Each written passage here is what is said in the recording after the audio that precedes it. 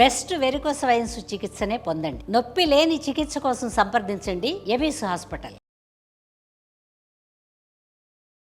నమస్కారం, welcome to Suman TV. నేను గీతాంజలి. సనాతన ధర్మంలో మనకి ఎన్నో సందేహాలు ఉంటాయి, అలాగే ఎన్నో సమస్యలని మనం ఎదుర్కొంటూ ఉంటాం. వీటన్నింటికీ కూడా ఒక పరిష్కారం ఉంటుంది అని చెబుతారు. వాటిని నివృత్తి చేసేందుకు, మనకున్నటువంటి సందేహాలకి ఒక సమాధానం ఇచ్చేందుకు ప్రస్తుతం మనతో పాటు ఉన్నారు శ్రీ విద్యాపీఠం వ్యవస్థాపకులు. గత 45 సంవత్సరాలుగా శ్రీ విద్య ఉపాసన చేస్తూ ఎంతో మందికి మంత్రోపదేశం చేసిన శ్రీ గురు కరుణామయ్య గారు మనతో పాటు ఉన్నారు. గురుగారితో మాట్లాడి మరిన్ని విషయాలు తెలుసుకుందాం. గురుగారు నమస్కారం అండి. నమస్కారం. గురుగారు, నా ప్రశ్న, ప్రతినిత్యం పూజ చేస్తాము, వీలు పడనప్పుడు ఒకసారి దైవనామ స్మరణ చేసుకుంటాం, మన పనుల్లో మనం నిమగ్నం అయిపోతాం. ఇందులో భాగంగా ప్రతినిత్యం పఠించవలసిన మంత్రాలు ఏమైనా ఉన్నాయా? ఇవి పఠిస్తే అప్పటికప్పుడు ఆ ఆపదల నుంచి బయటపడటం కానీ, శక్తి రావటం కానీ, నిస్సత్తువ పోయి ఉత్తేజం అవ్వటం కానీ, ఇలాంటివి జరిగి ప్రతినిత్యం మేము పఠించవలసిన మంత్రాలు కానీ, స్తోత్రాలు కానీ, ఏవైనా శ్లోకం కానీ ఏదైనా? మీరు మంత్రం అన్నారు, పొరపాటు నేనే మంత్రం చెప్తే పక్కన ఇంకోళ్ళు అన్న బీజాక్షరాలు చదవకూడదు, మంత్రం చదవకూడదు అని మళ్ళీ మీ వాళ్ళే ఎవరో అంటారు. చేత నొప్పింపక తానవ్వక తప్పించుకు తిరుగు, అది వాళ్ళు చెప్పింది. కలిసిపోయి తిరుగువాడు ధన్యుడు సుమతి. తప్పించుకుంటే ఎక్కడికి పోతాం మనం? ఆయన రోజుల్లో అది చెల్లింది. మీరు పద్యం అడిగారేమో అనుకున్నా. సో నొప్పింపక తానవ్వక కలిసిపోయి తిరిగివాడు ధన్యుడు సుమతి. ఈ కాలంలో అంచేత మధ్య మార్గంగా చెప్పాలంటే పెద్ద పెద్ద మంత్రాలు అక్కర్లేదమ్మా, చిన్న మంత్రాలు. శ్రీమాత్రే నమః ఎవరైనా చెప్పుకోవచ్చు. ఈ మంత్రం చెప్పుకుంటే మాత అన్న దృష్టితో నువ్వు పిలుస్తున్నావు కాబట్టి అది ఎలాగున్నా సరే ఆవిడ క్షమించి మంచి శుభాల్ని, సర్వతోముఖ అభివృద్ధి అంటారు. శ్రీమాత్రే నమః, శ్రీమాత్రే నమః, శ్రీమాత్రే నమః అనుకుంటే సర్వతోముఖ అభివృద్ధి వస్తుంది. అంటే లక్ష్మికి, శ్రీ అంటే లక్ష్మి, శ్రీ అంటే సరస్వతి, లక్ష్మీ సరస్వతికి తల్లి. ముగురమ్మల కన్న మూలపటమ్మ పెద్దమ్మ, ఆ పెద్దమ్మను పిలుస్తున్నారు అన్నమాట. అది శ్రీమాత్రే నమః. ఇందాక చెప్పుకున్నాం ఓం నమో నారాయణాయ అన్న మంత్రం కానీ, ఓం నమో భగవతే వాసుదేవాయ అన్న మంత్రం కానీ, ఇది విష్ణు స్మరణ. ఈ విష్ణు స్మరణ విష్ణు స్థితికర్త. స్థితికర్త ఏం చేస్తాడు? సంసారంలో పడేసింది ఆయనే, దాన్ని ఎలా నెగ్గుకు రావాలని చెప్పేది ఆయనే. అంచేత ఇటు భోగము మోక్షము రెండిటికి మార్గం చూపించేవాడు విష్ణువు. అంచేత ఓం నమో నారాయణాయ, ఓం నమో భగవతే వాసుదేవాయ అనుకుంటూ ఉండగలిగితే ఈ యొక్క నాలెడ్జ్ వస్తుంది. తర్వాత ఇంకొక మంత్రం ఉంది, శరవణ భవ. ఇది సాధారణంగా ఆడవాళ్ళకి ముఖ్యంగా సంతానలేమి, ఈ బహిష్టు సమయంలో ఇబ్బందులు, భార్యాభర్తల మధ్య అన్యోన్యత లేకపోవడం, పెళ్ళిళ్ళు కాకపోవడం, ఇవన్నీ సంతానం బలహీనంగా ఉండడం, ఇవన్నీ వస్తాయి. ఇవన్నీ కూడా ఏరియా ఇక్కడ నుండి స్వాదిష్టానం, ఫిలోపియన్ ట్యూబ్స్ అని, ట్యూబ్ బ్లాక్ అవడం, గర్భ సంచి కానీ ఇన్ని ఇక్కడ ఉన్నాయి. సో ఈ ఏరియాలో ఉన్న ఆ దోషాన్ని సర్పదోషము అంటారు మన వాళ్ళు. నీకు సర్పదోషం ఉంది, శాంతి ఏం లేదు. లాజికల్గా చూస్తే సర్పాన్ని కంట్రోల్ చేసేది ఏది? నెమలి. నెమలిని అధిరోహించిన వాడు ఎవరు? సుబ్రహ్మణ్య స్వామి. అంచేత ఇటువంటి దోషాలని పోగొట్టే ఒకే ఒక షడక్షరీ మంత్రం అంటారు. ష. మీరు పలుకుతున్నప్పుడు నా నోటిని చూడండి. ష, ర, వ, ణ, భ, వ. అంటే నా నోట్లో నాలుక రకరకాలుగా తిరుగుతుంది. ఈ యొక్క కదలిక వల్ల ఈ నాలో ఉన్నటువంటి ఎంజైమ్స్ అనండి, కెమికల్స్ అనండి, ఇవి రకరకాలుగా ఉత్పత్తి చెంది నాలో ఉన్న కోపాన్ని, ఈర్ష్యని, కామక్రోధ లోభమోహ మదమాత్రాలని, అరిషడ్ వర్గాలు 6 శత్రువుల్ని అదుపులో ఉంచే శక్తి శరవణ భవ.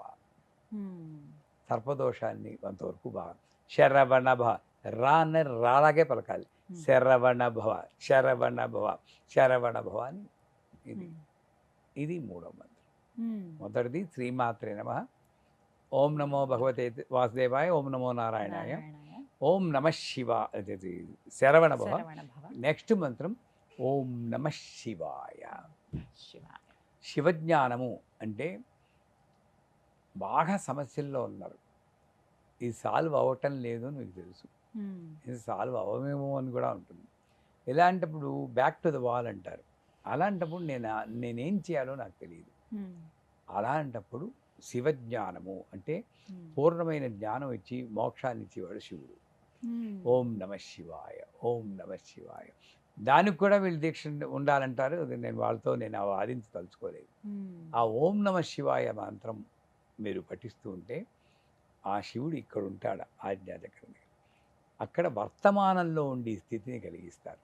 భూతానికి వెళ్ళి ఏడవడం కానీ భవిష్యత్తును ఊహించి ఫ్రస్ట్రేట్ అవ్వడం కానీ లేకుండా వర్తమానంలో శాంతినిచ్చేవాడు శివుడు. ఇంకా చివరిగా యాక్చువల్గా ఈయన పేరు ముందు చెప్పాలి, ఆయన కోపం వస్తుందేమో అని అంటారు కూడా వీళ్ళు. గణపతి, విఘ్నేశ్వరుడు. అన్ని పనులు విఘ్నాలు సాగిపోతుంటే గం గణపతయే నమః. పూర్తిగా చెప్పాలంటే ఓం శ్రీం హ్రీం క్లీం గ్లౌం గం గణపతి సర్వధర్మే స్వామి, ఇదే నీకు దీక్ష ఉండాలి. బట్ గం గణపతియే నమకి దీక్ష అక్కర్లేదు. నాకు అమెరికాలో ఒక సమస్య ఇచ్చాడు. అష్టావధానం శతావధానంలో అవధానాలకు ఇస్తూ ఉంటారు కదా గరికపాటి వారికి వాళ్ళకి. నాకు అవేమి తెలియవు. నాకు ఇచ్చిన సమస్య ఏమంటే ఒక 40 మంది అమెరికన్లకి భగవంతుడు అన్న పేరు లేకుండా శ్రీవిద్యను నేర్పించాడు. భగవత్ శబ్దం రాకూడదు, శ్రీవిద్యను నేర్పించాలి. అమ్మా తలుచుకుని మొదలెట్టాం. మంత్రం రాకూడదు, మంత్రం అన్న పదం రాకూడదు, భగవత్ అన్న పదం రాకూడదు. సో ఇదే ఫస్ట్ మొదలెట్టేది గమ్మే. అప్పుడు ఇగో లోయర్ రిఫ్లెక్సెస్లో మీకు యాంగరు, లస్ట్, గ్రీడ్ ఉంటుంది. దాన్ని కంట్రోల్ చేయాలంటే ఒక సౌండ్ ప్రొడ్యూస్ చేయాలి base of the spinal cord దగ్గర నుండి. ఆ సౌండే gum. Can all of you say gum?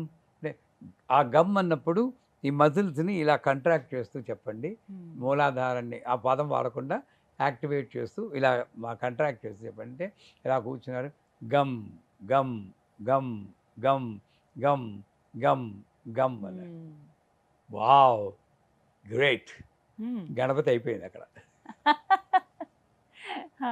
అలాగే ఒక్కొక్క చక్రానికి శబ్దాల్లో పెట్టుకుని వాళ్ళు మొత్తానికి శ్రీవిద్య అంతా నేర్పలేం, బేసిక్ నేర్పగలిగాం అమ్మదే వల్ల. అలాగా గమ్ అన్న బీజాక్షరం గణపతి సంబంధించింది. గమ్ అంటే కొంతమంది నార్త్ ఇండియన్స్ గంగ్ గణపతి అంటారు, ఆ హాఫ్ మాతలాగా. గమ్ గణపతియే నమః.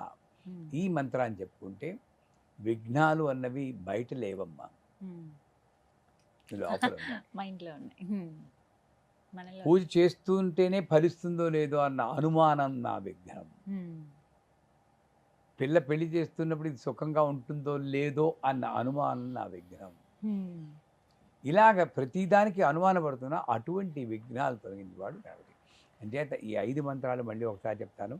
శ్రీమాత్రే నమః, ఓం నమో భగవతే వాసుదేవాయ, ఓం నమో నారాయణాయ, తర్వాత శరవణ భవ, తర్వాత ఓం నమ శివాయ, గం గణపతియే నమః. అందరికీ డౌట్ వచ్చు, 5 చెప్పాలండి రోజు అంటారు. ఏది నీకు నచ్చితే కొన్నాళ్ళు అది చెప్పుకోండి, సరదాగాను అది చెప్పుకుంటూ ఉండండి. కాకపోతే ప్రతిరోజు కూడా ఇష్టపడుతూ చెప్పాలి. ఇది వస్తే చెప్తుంటే ఆనందం ఉంది అని. ఎన్నిసార్లు పట్టించాలి? ఎన్నిసార్లు ఊపిరితో సమానంగా పట్టితే పడుతుంది అంతసార్లు. ఉదాహరణకి ఇప్పుడు జపమాల చాలా మంది చేస్తూ ఉన్నారండి, వారికి నచ్చిన స్మరణ చేసుకుంటాం. అలా జపమాల ద్వారా ఇలా చేసుకోవచ్చు అంటారా? కాంట్రోవర్సీలో దింపడం మీ అలవాటు? అలా కాదు గురువుగారు, ప్రతినిత్యం కొంతమందికి అలవాటు ఉంటుంది. మా గురువు గారు చెప్తారు, జపమాల మంచిదే, కానీ దాంట్లో ఉన్న ప్రమాదం ఏమిటంటే ముందు ఇలా కూర్చుంటారు చాలా సర్దుకుని, ఇలా ఇది పెట్టుకుంటారు, ఈ జపమాల తిప్పుతుంటారు. ఈ తిప్పుతూ ఉన్నప్పుడు ఈ మాల ఎక్కడైనా అడ్డుకుందంటే అదొక ఇబ్బంది. ఈ కాన్షియస్నెస్ ఇక్కడ ఉంటుంది. ఇలా కూర్చుని వాడు కొంతసేపటికి ఇంకా రాలేదే పెద్ద పూజ, ఇక్కడ కోసం ఇంకా ఓపిక ఉంటుంది, అక్కడ వచ్చేస్తుంది. ఇలాగే చేసి వాళ్ళే 99%. కాన్సన్ట్రేషన్ ఎక్కడుంది? పెద్ద పూస మీద ఉంది, పెద్దమ్మ మీద లేదు. కరెక్ట్. రెండోది రుద్రాక్ష ఆవిడికి పనికిరాదు.